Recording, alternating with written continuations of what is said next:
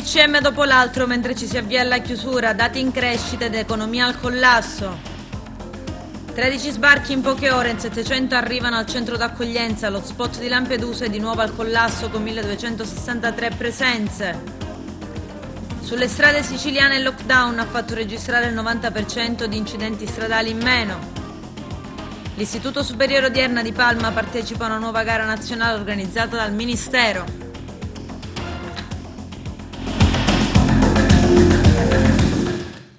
Bentrovati gentili telespettatori al nostro appuntamento con l'informazione. Anche ad Agrigento manifestazione contro il DPCM che limita le attività di diverse categorie come bar e ristoranti. Il nostro direttore Arturo Cantella. Manifestazione pacifica, quella di ieri sera che si è svolta in piazza Cavour ad Agrigento, da un gruppo di commercianti, ristoratori, rappresentanti di esercizi pubblici, scuole di ballo e di danza, provenienti da diversi paesi della nostra provincia, per manifestare contro le limitazioni che il governo Conte ha introdotto recentemente, provocando perdite notevoli, dopo che le stesse partite IVA si erano messe in regola con le ultime disposizioni che lo stesso decreto Conte aveva previsto dopo il lockdown. La ragione di questa protesta, cioè che il nostro lavoro si sta fermando in questa maniera, quindi abbiamo bisogno di capire le cose come stanno e non vogliamo chiudere, vogliamo lavorare, vogliamo capire il senso di questa ragione della chiusura. Io ho un'attività commerciale che lavora la sera, ho un ristorante, quindi non mi fate aprire perché a pranzo io non arrivo, arrivo solo la sera per le mie piccole cerimonie. E adesso sono, si può dire, quasi nell'astrico, si è finito di lavorare. Quindi vogliamo capire dal governo se loro ci chiudono, se ci pagano, altrimenti vuol dire che noi dobbiamo lavorare. Sono qui a rappresentanza del movimento questo che abbiamo creato a Siculiana, il movimento imprenditori. Noi siamo qua per manifestare questa chiusura selvaggia. Non ci stiamo perché stanno penalizzando 2 o 3 categorie e dopo che ci hanno fatto organizzare, spendere soldi, hanno fatto di tutto per permetterci di lavorare. Noi vogliamo che ci siano più controlli, ma vogliamo restare aperti perché dobbiamo sbarcare il lunario come tutti gli altri, questo chiediamo. E stiamo facendo questa manifestazione molto pacifica solo per farci vedere e farci sentire, basta. Noi siamo qui in forma del tutto pacifica perché vogliamo che venga rivisto questo DPCM, perché dobbiamo assolutamente continuare in totale sicurezza, seguendo le norme sicuramente anti-Covid. Noi tutti ci eravamo attrezzati dal 25 maggio, giorno della ripresa, e poi di botto hanno deciso di farci richiudere. Ecco, a questo non ci stiamo. Non ci stiamo perché personalmente avevamo attualizzato tutte quelle che erano le normative, i ragazzi stavano lavorando tranquillamente, ad oggi non ci sono dimostrati focolai in palestre e scuole di danza, quindi non capiamo perché viene penalizzata questa categoria. Lo sport è uguale per tutti, la danza non è uno sport di contatto, ci si può attenere delle semplici regole, così come stavamo facendo, quindi noi siamo qui per chiedere di riprendere. Siamo qui a manifestare per il DPCM che ci ha visto nuovamente in chiusura. Noi vorremmo esercitare il diritto di praticare la nostra disciplina artistica che è la danza. Siete penalizzati sostanzialmente, ma il vostro interlocutore chi è attualmente? Allora, il nostro interlocutore e i nostri enti di promozione sportiva hanno cercato di interagire per far fare appunto i protocolli per la danza in sicurezza. Noi li avevamo già attuati, però ci vediamo penalizzati tantissimo. Vi aspettavate una maggiore adesione da parte di molti commercianti? Mi aspettavo una grandissima adesione. Visto e ripeto che io non sono un commerciante, non sono un imprenditore, ho organizzato tutto con gli amici proprio per dare voce a loro, quindi mi aspettavo una grandissima affluenza, proprio per chiedere al governo Conte che l'Italia è viva e vuole rimanere viva. Ed in serata è atteso un nuovo DPCM, tutte le anticipazioni con Carmelo Lentini. Entro il prossimo mercoledì, qualcuno ipotizza anche entro oggi, il governo dovrebbe varare il nuovo lockdown generale. Da decidere l'orario per un coprifuoco serale in tutta Italia, ma attenzione, perché 3 regioni, in particolare Lombardia, Piemonte e Calabria, rischiano parecchio e potrebbero avere misure molto più restrittive. Si ipotizzano misure per i singoli territori, con il paese diviso in 3 fasce, che corrispondono ad altrettanti scenari di rischio individuati con criteri scientifici ed oggettivi, approvato dall'Istituto Superiore di Sanità. Più è alta la diffusione del virus, più è in sofferenza il sistema sanitario e maggiori saranno le restrizioni. Potrebbero essere infatti proprio la Calabria, il Piemonte e la Lombardia le regioni che, sulla base dei dati dell'ultimo monitoraggio dell'Istituto Superiore di Sanità, potrebbero rischiare di rientrare nelle prime ordinanze del numero e del Ministero della Salute con la previsione di misure più restrittive, collocandosi in uno scenario 4 di rischio molto alto. Piemonte e Lombardia in particolare hanno superato la soglia dell'indice di trasmissibilità RT pari a 2, rispettivamente sono a 2,16 e 2,09, e la Calabria che è a 1,66. I dati del nuovo monitoraggio potrebbero segnare un cambiamento del trend, poiché potrebbero iniziare a riportare gli eventuali effetti legati alle misure dell'ultimo DPCM. Ecco cosa ha detto alla Camera dei Deputati ed al Senato il Presidente Conte. Avremo una fascia riservata alle regioni ad alto rischio di scenario 4, con le misure più restrittive. Poi avremo seconda una fascia con regioni a rischio alto ma compatibili con lo scenario 3, con misure lievemente meno restrittive. Infine ci sarà una terza fascia, con tutto il territorio nazionale per le restanti regioni. Alla luce dell'ultimo report di venerdì e della situazione particolarmente critica in alcune regioni, siamo costretti a intervenire in un'ottica di prudenza per mitigare il contagio con una strategia che va modulata sulle differenti criticità. Il Ministero della Salute sta già elaborando un piano di distribuzione dei vaccini, così quando arriveranno le prime dosi potremmo procedere in modo organizzato secondo un piano ordinato. Ragionevolmente prevedo che favoriremo le fasce della popolazione più fragili e vulnerabili e gli operatori più esposti al pericolo. Per l'intero territorio nazionale intendiamo intervenire solo con alcune specifiche misure che contribuiscano a rafforzare il contenimento e la mitigazione del contagio. Chiudiamo nei giorni festivi e prefestivi i centri commerciali, ad eccezione di negozi alimentari, parafarmacie e farmacie, comprese anche le edicole che si trovano dentro i centri. Chiudiamo i corner per le scommesse e giochi ovunque siano, chiuderanno anche musei e mostre. Nel DPCM si prevede anche integralmente la didattica a distanza per le scuole di secondo grado e la riduzione al 50% del limite di capienza dei mezzi pubblici locali.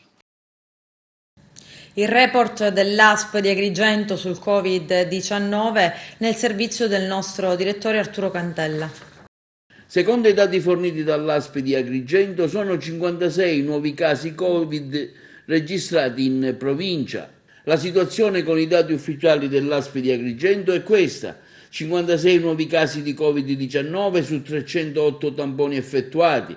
Dall'inizio della pandemia i tamponi sono stati 28.350, di cui 14 nuovi ricoveri, 2 le persone ricoverate in strutture low care, 49 i soggetti in quarantena e 15 guariti. La mappa dei ricoveri è così suddivisa: 22 persone si trovano all'ospedale di Agrigento, 4 al Barone Lombardo di Canicattì, 1 al San Giacomo d'Altopasso di Licata, 6 all'ospedale di Ribera, 18 al San Giovanni Paolo di Sciacca, 12 in una foresteria di Sciacca, 11 al Sant'Elia di Caltanissetta, 1 a Partinico, 3 al Cervello di Palermo e 1 rispettivamente a Biancavilla Borgetto e in una RSA di Caltanissetta.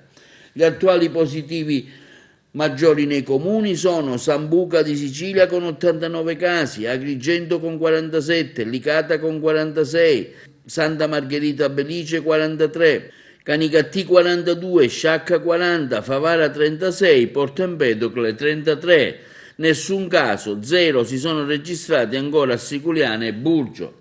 Dando uno sguardo ai casi Covid della Sicilia, sono 1024 i nuovi positivi al Covid-19 nelle ultime 24 ore, 8.034 i tamponi effettuati, 18 i decessi che vanno a un totale di 536 persone. Con i nuovi casi salgono così a 16.064 gli attuali positivi, di questi 1.167 sono ricoverati, 1.025 in regime ordinario, 142 in terapia intensiva con un aumento di 10 ricoveri, i guariti salgono a 266, i nuovi positivi sono distribuiti per le province: Palermo 209, Catania 258, Ragusa 249, Messina 92, Trapani 15, Siracusa 174, Agrigento 8, Caltanissetta 19. Crescono i contagi da Covid-19 a Barcellona Pozzo di Gotto. I nuovi casi di positività al virus non risparmiano anche i più piccoli e il sindaco Calabrò ha deciso di chiudere tutte le scuole, una misura adottata dopo che ieri sera l'USCA ha comunicato di 22 nuove positività nella città del Longano. 4 di questi casi riguardano persone già in isolamento domiciliare, in quanto in contatti stretti di soggetti già contagiati. L'aspetto purtroppo più rilevante riguarda la positività di 12 bimbi di una scuola dell'infanzia. Appresa questa notizia, il sindaco ha avviato un'interlocuzione con ASP e USCA per l'adozione di provvedimenti tesi a frenare la curva dei contagi. Dopo un attento confronto, il primo cittadino ha disposto con apposita ordinanza la chiusura di tutti i plessi e gli istituti scolastici cittadini di ogni ordine e grado, compresi gli asili nido, fino al prossimo 14 novembre. Cioè al fine di consentire all'ASP di Messina di svolgere in sicurezza i controlli e l'emissione dei relativi provvedimenti. Salgono i contagi in diversi comuni della fascia tirrenica del Messinese. A San Filippo del Mela è risultato positivo al coronavirus un dipendente comunale. Il municipio quindi per oggi è stato chiuso per consentire la sanificazione. Arriva a 23 il numero dei contagiati a Patti, con 7 nuovi positivi registrati nella giornata di ieri e quasi tutti asintomatici o con lievi sintomi. Ad Acquedolci, ai 21 positivi confermati dal tampone molecolare, si aggiungono altri 6 presunti contagiati, dopo l'effettuazione del test rapido. Il teatro è come un artigiano. Quando tu commissioni a un artigiano dei vasi, no, in terracotta, te li farà simili, ma non saranno mai uguali. Noi ogni sera ci mettiamo in discussione e lavoriamo tanto per cercare di mantenere un livello e una qualità. E praticamente, se continua così, non lo so quanti miei colleghi o io stesso possiamo andare avanti. Ecco. Quindi c'è un rischio, come è successo in altri settori, dell'affermarsi dell'usa e getta contro il soffermarsi e quindi capire. Come se tu vai a 100 all'ora dentro una galleria a fari spenti. Quindi prima o poi non si sa se questa galleria c'è una curva o non c'è una curva, non lo sai. Può essere che puoi uscirne indenne, come può essere che questa galleria abbia una curva e noi ci si vada a sbattere. Quando monti lo spettacolo, lo vedi in 2 ore, ok, è fatto, ma dietro ci sono mesi di lavoro per arrivare a crearti quell'emozione. Come può essere utile la cultura in questo momento di pandemia? Ma per esempio io sono rimasto stupito perché quando adesso io a Palermo, sono stato lì a Palermo per questa bellissima Manon Lescaut che siamo riusciti a farla in forma di concerto, e colgo l'occasione per ringraziare il Teatro Massimo dell'invito, che è stata anche una bellissima esperienza per me, e si poteva regolarmente mandarla anche in streaming, ma dici, ma lo streaming era solo per la prima, dopo magari ci saranno stati dei costi, roba del genere, ma se tu metti il costo di un caffè di €1 sulla piattaforma, al posto di far venire 1000 persone, non so quanto pubblico possa prendere il Teatro Massimo di Palermo, però anche a un caffè, vuoi che una persona che abbia la passione e la voglia di ascoltarsi un po' di musica lirica e sapere, perché insomma la Manon Lescaut mi pare che era da un po' che non la facevano lì a Palermo, vuoi che non spendano €1 per farsi 2 ore di regalo e stare tranquilli? Io ho proposto addirittura ci sposteremo noi nei teatri e noi facciamo le opere e le mandiamo in differita, online. Molti fan che mi scrivono e mi dicono: maestro, ma noi vorremmo venirla a vedere, ma perché non parla con qualcuno? Ma io non è che sono un ministro o qualcosa del genere, io posso cercare ovviamente di sottolineare il problema, questo sì, ma io posso anche cercare di smuovere le coscienze, ma se non c'è un'apertura dalla parte opposta che riesce a capire questa cosa. E quindi il messaggio che esce fuori dalle ultime manifestazioni di piazza qual è? Uno Stato senza la cultura non può andare avanti, ma farà sicuramente una regressione. Non è un problema solo italiano, questo è un problema mondiale. Questo è un problema mondiale che è la cosa che mi fa più male è per l'Italia, perché dire che non si mangia con la cultura in Italia, insomma, mi sembra veramente un po' ridicola come cosa, e dire che non si può fare. Cioè, non c'è la volontà. Io parlo in nome di tutte quelle persone, quelle categorie che guadagnano uno stipendio stando dietro le quinte, stando dietro i magazzini, i trasportatori che spostano le scene da un posto a un altro, i magazzinieri, le sarte, tutto questo entourage di persone che non sono tutelate. E io cerco magari con la mia voce di smuovere le coscienze e di dire: guardate che dietro uno spettacolo siamo veramente in tanti.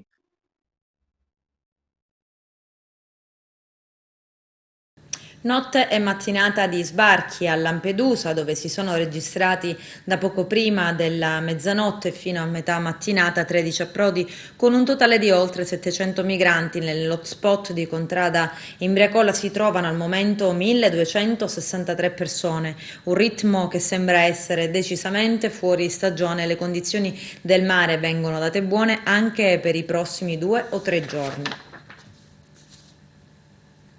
Il focus dell'Istituto di Statistica su quanto avviene sulle strade urbane ed extraurbane mostra come in Sicilia durante il lockdown si siano registrati il 90% di incidenti stradali in meno. C'è il servizio.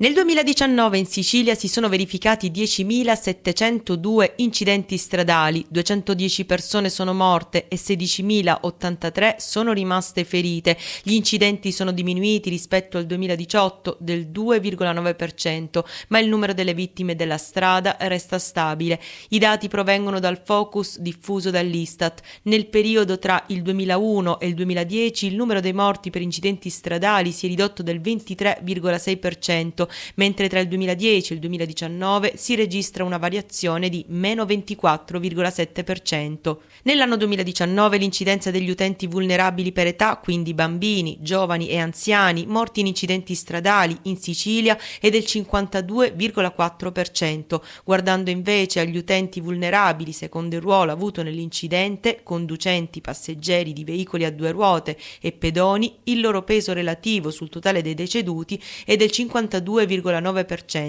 Negli ultimi 9 anni, 2010-2019, l'incidenza di pedoni deceduti è rimasta quasi uguale, passando da 16,8% a 16,7%. Confrontando i dati settimanali di incidentalità tra il 2020 e il 2019, da gennaio ad aprile nella nostra regione si registra una diminuzione con punte che arrivano anche al 90,4% durante il mese di aprile ed un decremento medio degli incidenti stradali del 70% a marzo e dell'85,5% ad aprile. L'Istat ha infatti analizzato gli incidenti stradali durante il lockdown dovuto alla pandemia da Covid-19 e che ha modificato radicalmente le abitudini di tutti. La mobilità ha avuto una battuta d'arresto e nel periodo di lockdown il suo tasso, percentuale di persone che hanno compiuto almeno uno spostamento in giornata, ad eccezione dei tragitti a piedi inferiori a 5 minuti, è passato dall'85% al 32%, mentre la lunghezza media degli spostamenti è diminuita del 40%. Più elevata la concentrazione degli incidenti nel periodo primaverile ed estivo. Tra maggio e settembre si contano 4.818 incidenti, in cui hanno subito lesioni 7.207 persone e 93 sono decedute. In Sicilia il 53,2% degli incidenti stradali è concentrato nei poli urbani. Nei comuni delle aree interne, con distanze superiori ai 20 minuti di percorrenza dai poli urbani, gli incidenti rappresentano il 27,4% del totale regionale.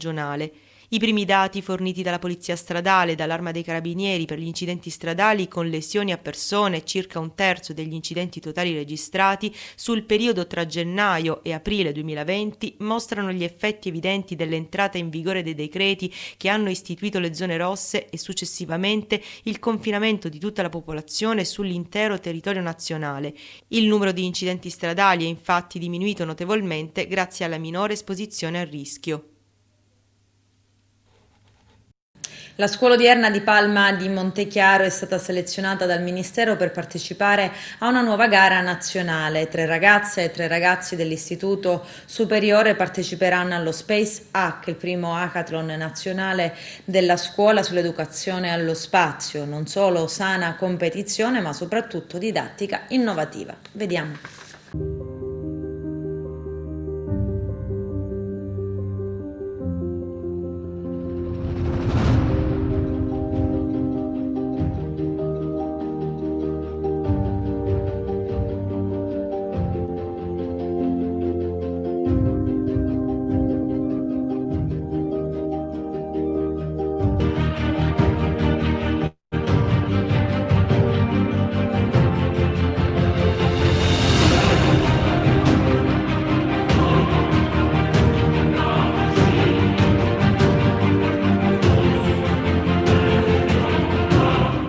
Ringrazio la scuola per questa opportunità, è molto gratificante lavorare con queste persone nuove di altri paesi, è molto bello unire le nostre idee e crearne una nuova come abbiamo fatto.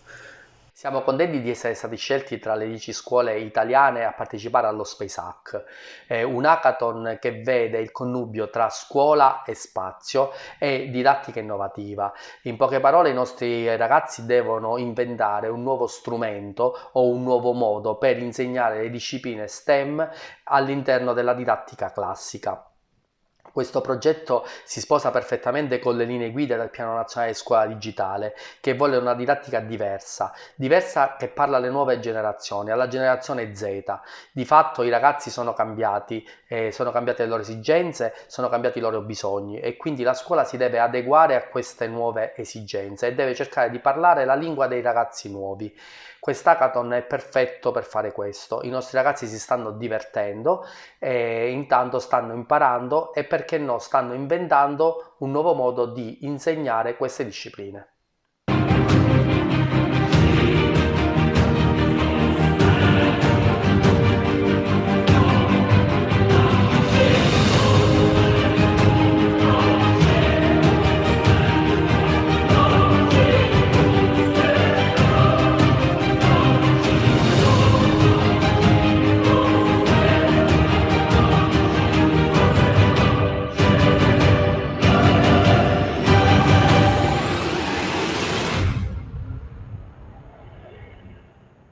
Adesso c'è la pubblicità, tra poco vi aspetto. Il presidente del Parlamento della Legalità, Niccolò Mannino, indica nel giovane Carlo Acutis, proclamato beato da Papa Francesco, l'esempio da seguire per essere ambasciatori e testimoni di vita e di fraternità. Il servizio del nostro direttore Arturo Cantella.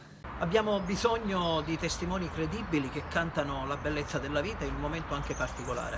E allora noi come Parlamento della Legalità Internazionale, qui dalla capitale, da Roma, abbiamo scelto di fare una riflessione motivata, seria, determinata sulla figura di Carlo Acutis.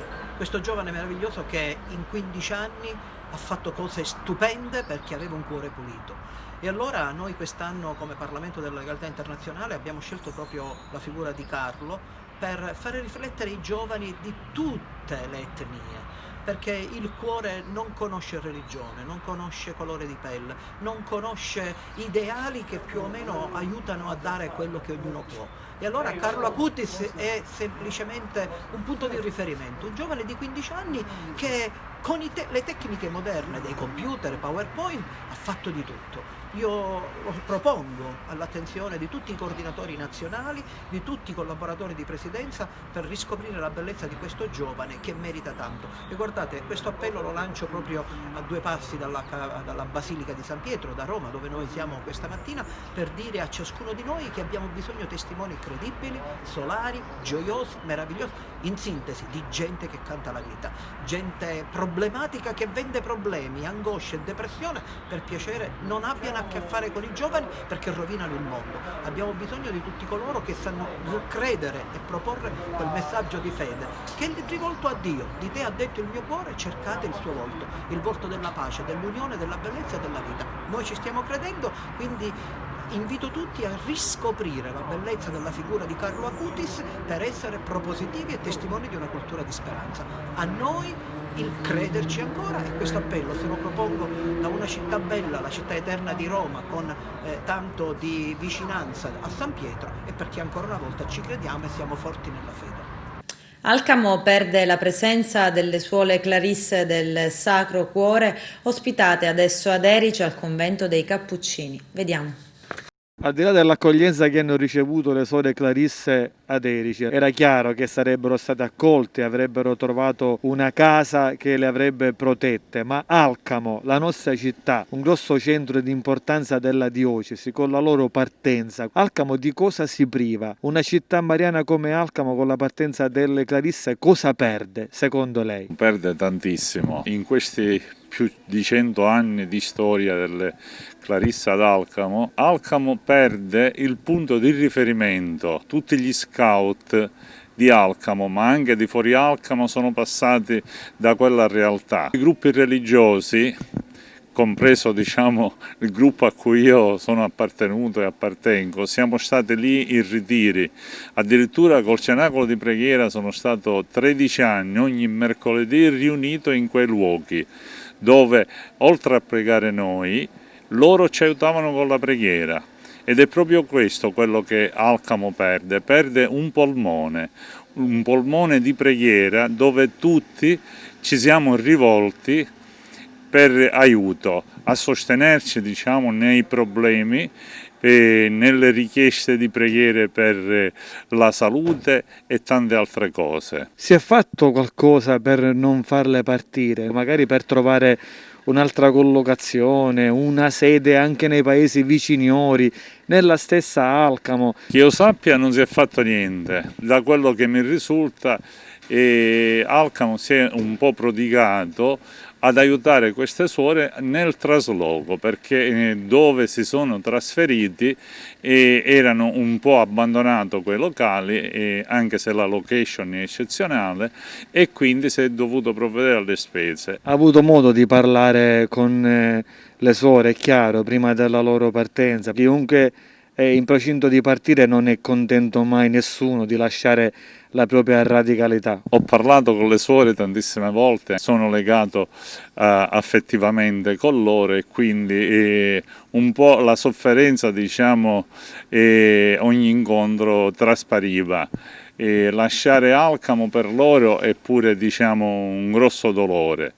Però pensando a quello che vanno a creare, a dove si troveranno, dove avranno la possibilità di essere tranquilli e in locali buoni, ma soprattutto la loro clausura poterla vivere molto serenamente in quei luoghi, e il viso poi diventa sereno. C'è la possibilità in un futuro prossimo di farle tornare nella nostra città, magari in un altro locale, come ho detto nella domanda precedente, un po' più che si intoni con l'ambiente claustrale? Si sta lavorando, capendo magari che si è perso qualcosa di importante, secondo lei? Qualcuno io ho sentito che ha provato a cercare, addirittura c'era pure la donazione del terreno, però mancavano i fondi per poter realizzare questi locali.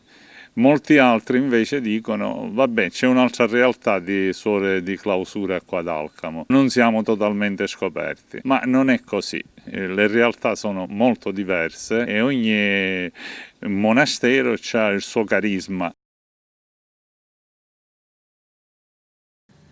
Apre il museo che testimonia l'antica storia di Tusa. C'è il servizio. Siamo qui stasera per l'inaugurazione del lapidarium all'area archeologica di Alesa, che è la conclusione di un progetto che è iniziato diversi anni fa con l'inaugurazione del museo, con il restauro di questo immobile, con i lavori sull'Agorà. E l'ultimo tassello da chiudere era l'inaugurazione proprio di questo, il lapidarium, che contiene 40 epigrafi che sono state ritrovate nella taberna settima all'Agorà. Sono state esposte e finalmente abbiamo portato alla conoscenza di tutti quello che è un patrimonio che era un peccato rimanesse nascosto.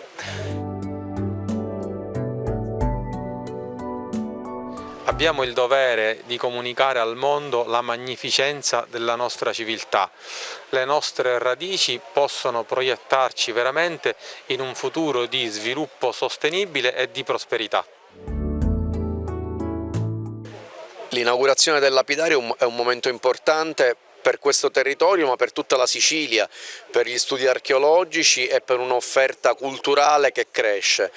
Siamo qui ad Alesa, a 2 passi da Tusa, nel cuore del parco archeologico, e riscoprire attraverso l'identità, attraverso la storia, l'amore per l'archeologia, che in realtà è un desiderio di futuro, perché nell'archeologia ci sono le nostre radici, c'è la nostra storia, e il mondo guarda alla Sicilia proprio per questa storia plurimillenaria, per le nostre radici greche, per le nostre radici romane, per tutto quel bagaglio di identità che ci portiamo appresso. Oggi è un giorno di festa, abbiamo inaugurato questo spazio in sicurezza, nel rispetto delle norme anti-Covid, in un momento difficile, però il modo migliore di reagire a questi tempi che ho definito difficili è aprire spazi per la cultura e farlo guardando al futuro. È sempre un motivo di grande soddisfazione partecipare a momenti come questo di stasera di valorizzazione degli innumerevoli siti della cultura e della storia della Sicilia, perché, come dicevamo anche prima, attraverso questi momenti ci riappropriamo di quelle che sono le nostre origini, la nostra storia, le nostre tradizioni, e la consapevolezza di quello che siamo stati è imprescindibile per poter costruire un futuro. Attraverso la cultura, tra l'altro, la Sicilia può avere motivi di crescita futura, perché chiaramente i siti archeologici sono un momento di attrattività verso il turismo, che sappiamo in questo momento verso la Sicilia è particolarmente attento. E inoltre credo che sia importante anche simbolicamente questa serata, perché in un momento di chiusura, in un momento di paura, in un momento di crisi un po' per tutti, noi invece diamo un segnale diverso, un segnale in controtendenza, un segnale all'insegna dell'iniziativa, dell'intraprendenza. Con questo è tutto, termina qui l'edizione del telegiornale. Grazie per la gentile attenzione e per essere stati con noi. A presto.